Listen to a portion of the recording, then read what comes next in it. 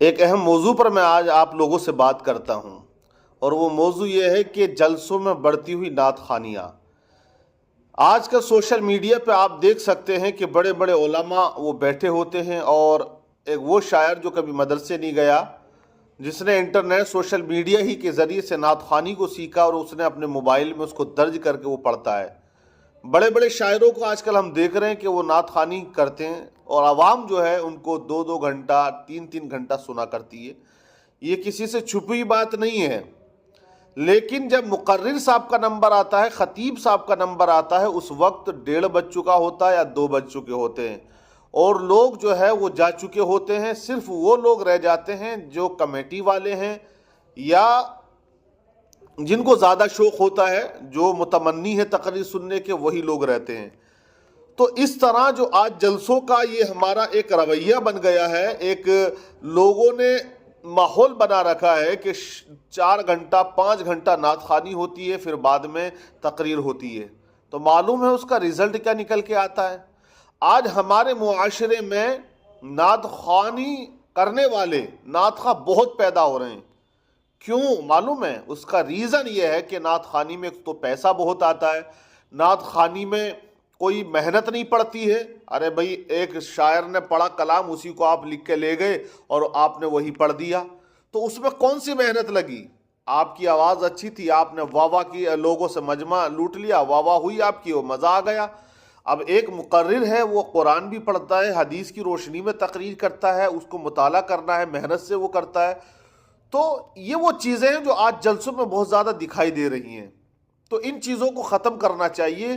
آج اس کا جو رزلٹ ہے نا جلسوں کا، وہ 0% نکل کے آ رہا ہے، یعنی کہ کوئی قوم کی اصلاح نہیں ہو پا رہی، نہ لوگوں تک پیغام پہنچ رہے ہیں، نہ لوگوں کے اندر کوئی سدھار پیدا ہو رہا ہے۔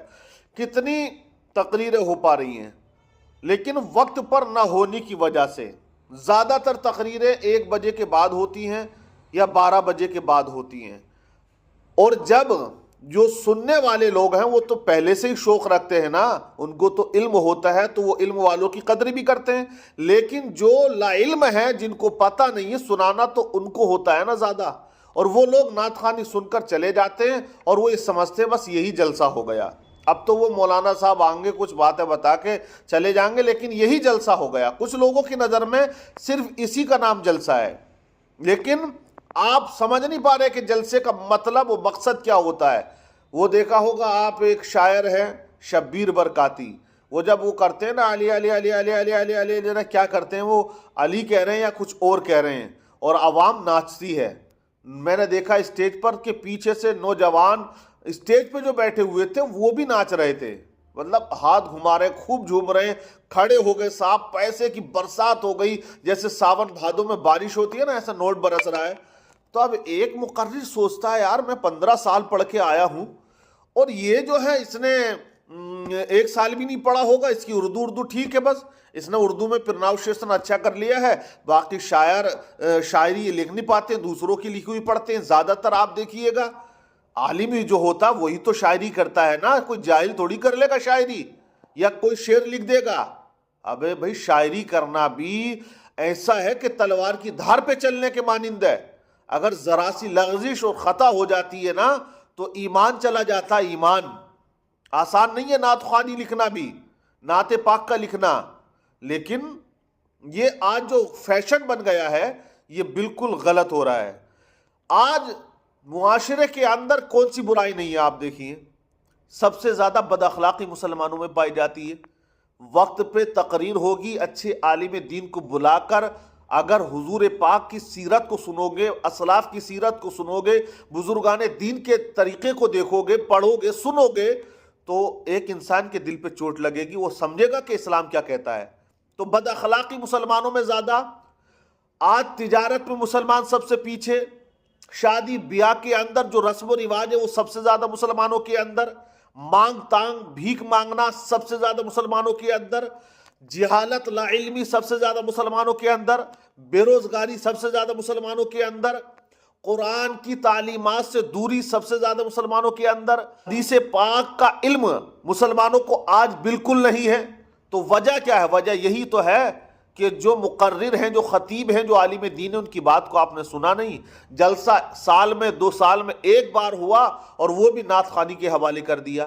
تو جس کا رزلٹ یہ نکل کے آتا ہے کہ ہمارے نوجوانوں کے اندر شراب نوشی عام ہو چکی ہے، عیاشیاں وہ سر عام کر رہے ہیں، آنکھ مٹک کے سر عام ہو رہے ہیں، فیشن میں ڈوب چکے ہیں، اور اسلامی کلچر کو بھول کر مغربی تہذیب میں وہ ڈوب چکے ہیں۔ وہ رات دن موبائل میں مغربی تہذیب دیکھ رہے ہیں نا، اور سال میں جلسہ ہو رہا ہے 1 بار 2 بار 4 بار، اور مسجد میں اگر جمعے میں امام صاحب خطبہ بھی دیتے ہیں، اگر تقریر کریں تو 15 منٹ 20 منٹ، تو وہ کیا بیان کریں؟ آپ جاتے ہو 2 منٹ پہلے کہ خطبے میں 2 منٹ رہ گئے، تو پھر کیا سنو گے؟ تو نوجوانوں کو جب تک ہمارے اسلاف کی بزرگوں کی تاریخ کا پتہ نہیں ہوگا نا، تب تک انقلاب نہیں آئے گا۔ اور کہا ہے کسی نے کہ جس قوم کے نوجوانوں کی جوانی داغدار ہوتی ہے، اس قوم کا فیوچر مستقبل اندھکار میں چلا جاتا ہے، تباہ ہو جاتی ہے وہ قوم۔ اور جس قوم کے نوجوانوں کی جوانی داغدار نہیں ہوتی، بے داغ ہوتی ہے، اس قوم کا مستقبل اور فیوچر جو ہے وہ تابناک ہوا کرتا ہے، وہ روشن ہوا کرتا ہے۔ تو وجہ یہی ہے کہ ہمارے جو بزرگ گزرے ہیں، جو مجاہدین گزرے ہیں، ان کی تاریخ کا ہمیں آج پتہ نہیں ہے، اور جو قوم اپنی تاریخ بھلا دیتی ہے، صفحہ دہر سے وہ خود کو مٹا دیتی ہے۔ خالد بن ولید کون ہیں؟ آپ پوچھئے، آج 1 لاکھ کا مجمع نوجوانوں کا کھڑا کر دیں، ان میں 2-4 ایسے ہوں گے جو جانتے ہوں گے کہ خالد بن ولید کس ہستی کا نام ہے۔ محمد بن قاسم کون ہیں؟ اس کے بارے میں نوجوانوں کو پتہ نہیں ہے۔ آپ پڑھیں طارق بن زیاد کون ہیں؟ اس کی تاریخ کا لوگوں کو پتہ نہیں ہے۔ تو وجہ کیا ہے؟ وجہ یہی تو ہے کہ جلسہ تو ہوا سال میں 1 سال میں 2 سال میں، لیکن اس میں ہم نے اپنی نبی کی سیرت کو نہ سنا اور اپنے اسلاف کی تاریخ کو نہ سنا۔ ہم نے صرف سنا تو وہ نعت خوانی سنی، اور بالکل ہنگامہ ہوا، پیسے کی برسات ہوئی، اور وہ نعت خواں بٹوا بھر کے نکل کے چلے گئے۔ میں مخالفت نہیں کرتا ہوں نعت خوانوں کی کہ نعت پڑھنا غلط ہے، بالکل غلط نہیں ہے، نعت ہونی چاہیے، لیکن اگر 2 گھنٹے کا جلسہ ہونا تو 15 منٹ 20 منٹ نعت خوانی ہو، اور 1 گھنٹہ 40 منٹ تقریر ہونی چاہیے، تاکہ قوم کو کچھ پیغام جائیں، کچھ اصلاح ہو لوگوں کی۔ لیکن آج اصلاح نہیں ہو پا رہی ہے بھائی، آج تو حالات بڑے خراب ہیں۔ بڑے بڑے جلسوں کو ہم نے دیکھ لیا۔ میں ایک جلسے میں گیا تھا، میں نے دیکھا اپنے آنکھوں سے کہ جب مقرر صاحب کا نمبر آیا تھا نا آخر میں، تو ایسے گنجا ہو گیا تھا مجمع، جیسے سر سے بال لوگ کے اڑ جاتے ہیں اور صرف کنوتی پہ دکھائی دیتے ہیں تھوڑے بہت، ایسے ہی تھا۔ اور اس سے پہلے جب تک شاعر صاحب نے کلام نہیں پڑھا تھا، اتنا ہجوم تھا کہ جگہ نہیں تھی وہاں پہ، لوگ کھڑے تھے دیواروں پہ، چاروں طرف کھڑے ہوئے تھے۔ تو یار یہ ماحول کیسے پیدا ہوا؟ یہ ماحول کس نے کریٹ کیا؟ کس نے بنایا ہے؟ یہ کمیٹی والوں نے بنایا ہے۔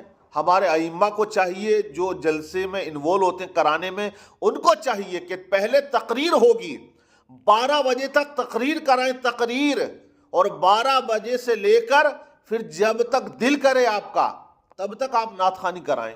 کم سے کم جو لوگ ایسے ہیں جو جلسہ سننے آتے ہیں، کچھ پیغام لینے آتے ہیں، کچھ حدیثوں کو سننے آتے ہیں، قرآن کی تعلیمات کو سمجھنے آتے ہیں، ان کو وہ پیغامات پہنچ جائیں۔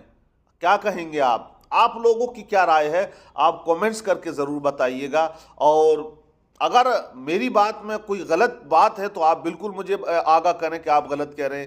کیا آج ایسا نہیں ہو رہا ہمارے جلسوں میں کہ 2 لاکھ 4 لاکھ خرچ ہو جاتے ہیں، لیکن قوم کو کچھ بھی نہیں ملتا ہے؟ کچھ بھی نہیں ملتا ہے، صرف منورنجن ہو جاتا ہے اور محلے میں رونق اور لائٹنگ ہو جاتی ہے، اس کے علاوہ کچھ نہیں۔ تو ضرورت اس بات کی ہے کہ آج ہمیں اٹھنا ہوگا، کھڑا ہونا ہوگا، اور سمجھنا ہوگا جلسوں کے مقصد کو، کہ تقریر کے ذریعے ہی تو دین پھیلا ہے، لوگوں تک پیغام پہنچے ہیں، تب جا کے لوگوں کے اندر سدھار آیا، انقلاب آیا ہے۔ ضرور کومنٹس کریں، اور آپ ویڈیو کو زیادہ سے زیادہ شیئر کریں، جو جلسے کرانے والے ہیں ان تک یہ پیغامات ضرور پہنچائیں۔